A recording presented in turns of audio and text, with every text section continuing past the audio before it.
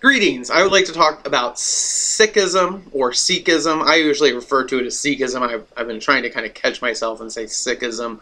Um, but the case is that as far as Sikhism goes, I'd like to just sort of talk a little bit about the Sikh religion and what I know and what my personal experiences are. Most of you probably have heard of Sikhism. You've maybe seen a person of the Sikh faith. They usually wear these large turbans, and they're, I think a lot of people confuse them as Muslim, or, just not really knowing what in the world their religion is. But they usually wear these fairly large turbans, and they usually are fairly clean cut and everything else. They usually have a beard and things. But that would be basically, if you see somebody with a large turban on their head, that's usually somebody of the Sikh faith. There are not a lot of Sikhs, but although they are very, like I've said previously, they're very influential and have had a lot of things. Have had a lot of a lot of them are very successful, and so the case is that even though there aren't a lot of Sikhs, they are very influential. Okay. Now, most of you probably have heard about the Sikhism from the shooting in Wisconsin. The guy went into a Sikh temple and killed 5 or 6 people. And so many of you have probably heard of it from that. And that happened a year or 2 ago. And so that's one of those things. Some of you may have learned a little bit about them then, but they usually wear, as I said, a turban. They usually also have other things, like you'll learn from the police video. They usually carry a little bitty sword, although because the idea is that they carry it for protection and to defend themselves. And so there's a few little things like that that you might want to think about. Now, Sikhism grew out of an area in India basically between I believe it's between Pakistan and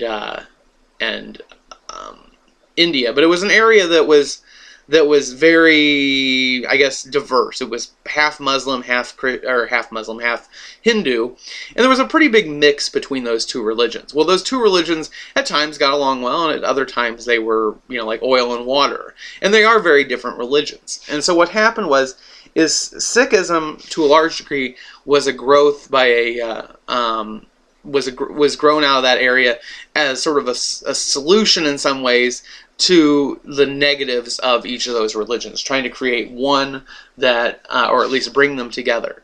And so Sikhism is is very spiritualistic. It focuses on meditation and some of those practices.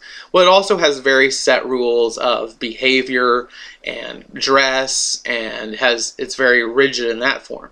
And so in some ways, like the Islam is very much a book of very much a religion of rules, and so that appeals there, as well as the Hindus are not very much into rules, and they're very much just spiritualistic. And so it sort of appeals to both sides. Now, it also is an attempt to try to eliminate some of the caste system that existed in Hinduism. Women were treated as equals, and there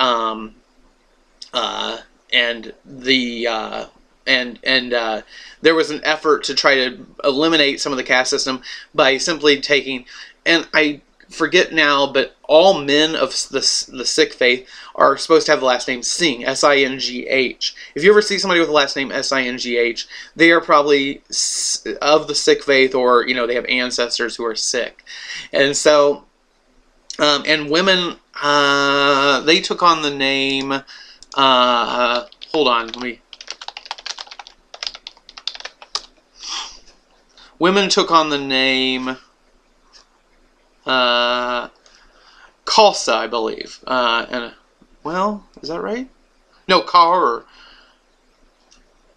K-A-U-R.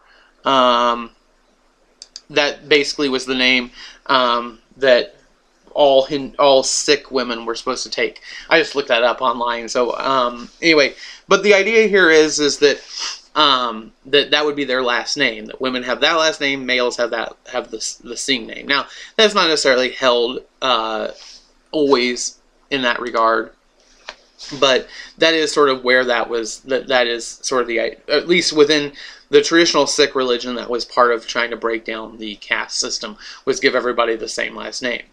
Now, as far as religion goes, I was studying, when I was taking a world religion course in college, one of the first ones, I ended up taking a class, I ended up deciding to write a paper on Sikhism, and I decided to write about how Sikhism was influential on, or how it was very different from other religions, and that it gave great authority and power to women. It's probably one of the first religions, one of the more progressive on that front. And so I did a paper on that, and that's one of my first experiences studying Sikhism.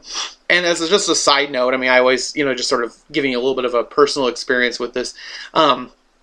My college was near St. Louis, but we didn't have a huge library, so I went, and especially on religion, so I went over to St. Louis University's library and checked out some books, because we would get privileges to do that, and checked out 4 or 5 books on that, and spent the day studying there, and then came back with my books to work on my paper. And then a day or two later, my dormitory burned down, and, well, it didn't burn completely down, but it was a pretty massive fire, and I lost all my stuff. And a friend of mine was killed who lived in the building. And anyway, but the case is that I had a few of these books on Sikhism, and I remember they, when I got my insurance claim, I ended up paying back the library for them. They were pretty understanding. They said, if you don't have the money, that's fine. But I got an insurance payment, and I was able to pay them back for those books. And so that's always just sort of, when I think of Sikhism, I just, that always just reminds me of that personal story of, having those books and then having to deal with repaying for those books. Not necessarily of any negative feeling, just something that I associate with it from my own experience.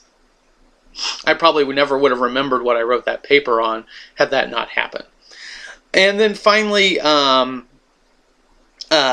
yeah, I was going to say that one of the other things about Sikhism that I always find interesting was when I was in college, one of my other friends from high school, when I was in high school, grew up in a small town, and, a couple of my friends, their fathers were, they were Hindu, and their parents were doctors, and they'd come from India and were living, they had lived here their whole lives, but their fathers had, and their mothers had, and they had come over here to work as doctors, and I was good friends with several of them.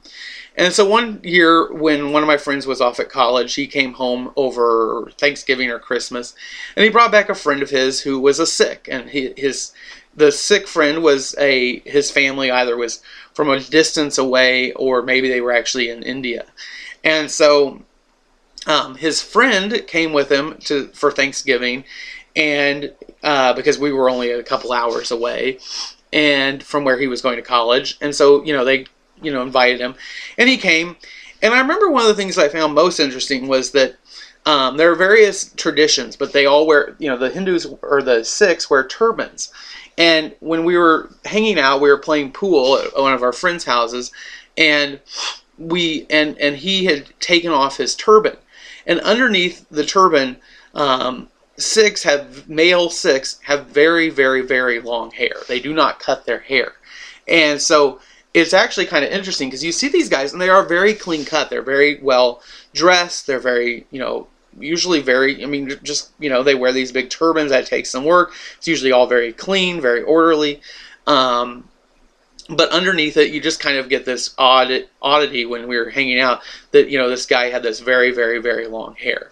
And so that's sort of just one thing that I will always remember about Sikhism, is just sort of that, when you see them, they actually have very long hair under there. A lot of them. Now, a lot of Sikhs, and I've met Sikhs since then, and a lot of them are like Americans. They cut their hair and they look just like you and I.